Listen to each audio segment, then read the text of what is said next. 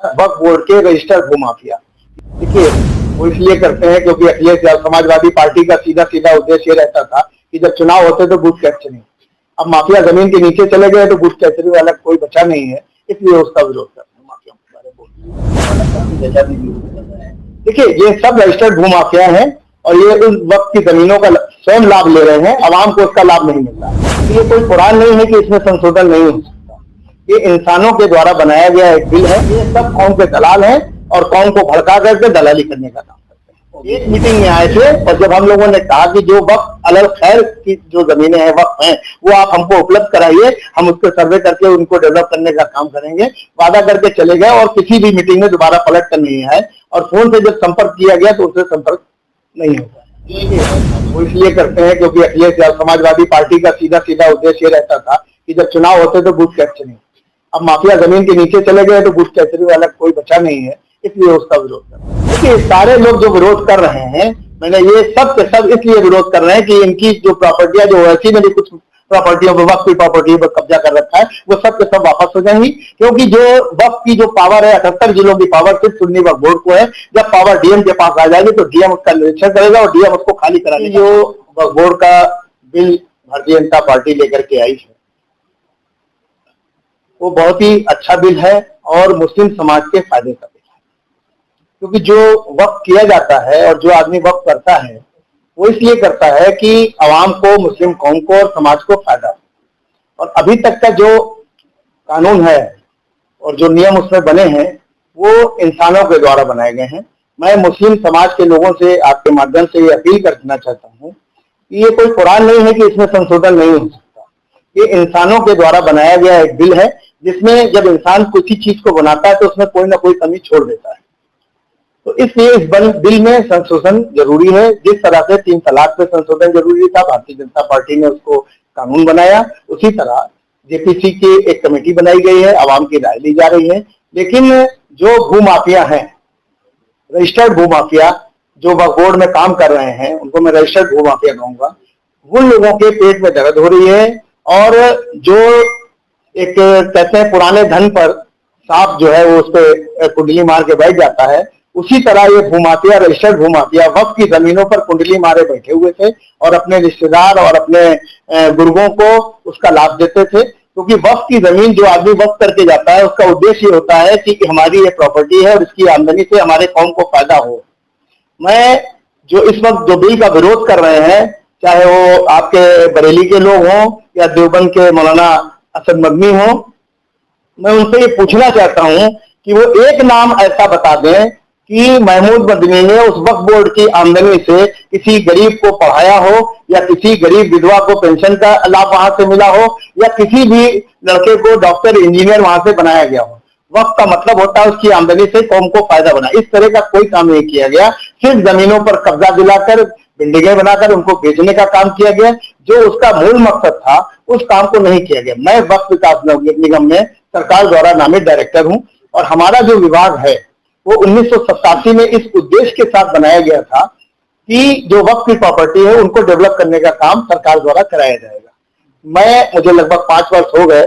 मैं करीब 37-38 जिलों में मैंने दौरे भी किए और वहां के जो डीएमओ से और मुतवल्लियों से भी मैं मिला कि कोई जमीन ऐसी दो जिस पर हम मुसाफिर खाना और मैरिज हॉल इस तरह से या कॉमर्शियल कॉम्प्लेक्स बना सकूं, जिससे वक्त की आमदनी भी बढ़े और जो ये कब्जे हो रहे हैं वो ना हो सके।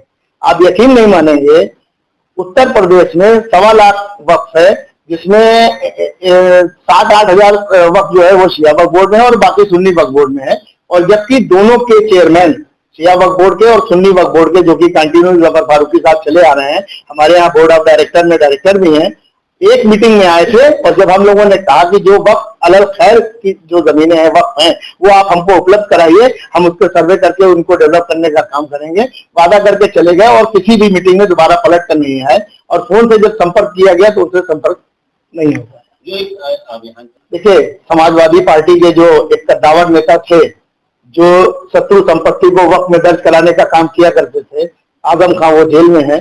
उसका नतीजा आप देख लीजिए कि वो कहां पर है। जो ये वो यही काम किया करते थे। बुलंदशहर में एक शत्रु संपत्ति थी, उसको वक्फ बोर्ड में दर्ज कराने का काम इन्होंने किया। जो यहाँ से इस देश से चले गए, उनके रिश्तेदारों को बीच में खड़ा करके और उनकी प्रॉपर्टी को वक्त में दर्ज कराने का काम यही सब लोग किया करते, उसके बाद उसका बेचकर उसका लाभ कमाते। अखिलेश यादव कह रहा है कि किसी भी कीमत पर दखल नहीं देनी चाहिए।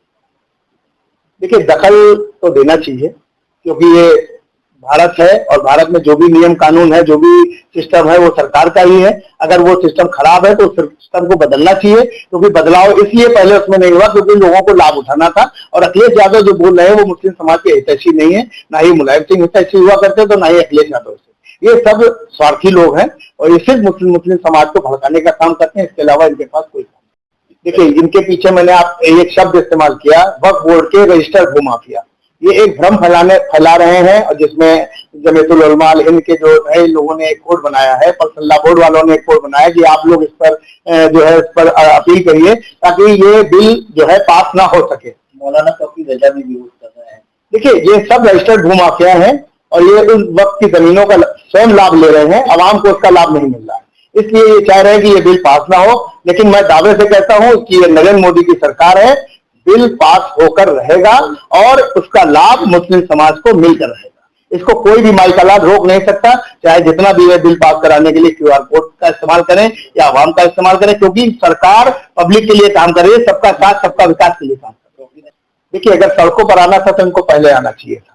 जब वक्त की जमीनों पर कब्जा हो रहा था तो वक्त की जमीनों पर इनको मुस्लिम विद्यालय बनाने चाहिए थे, मुस्लिम इंटर कॉलेज बनाने चाहिए थे, मुस्लिम इंजीनियरिंग कॉलेज बनाने चाहिए थे। तब सड़कों पर आते, तब मुझे लगता कि ये वाकई में कौम के हितैषी हैं।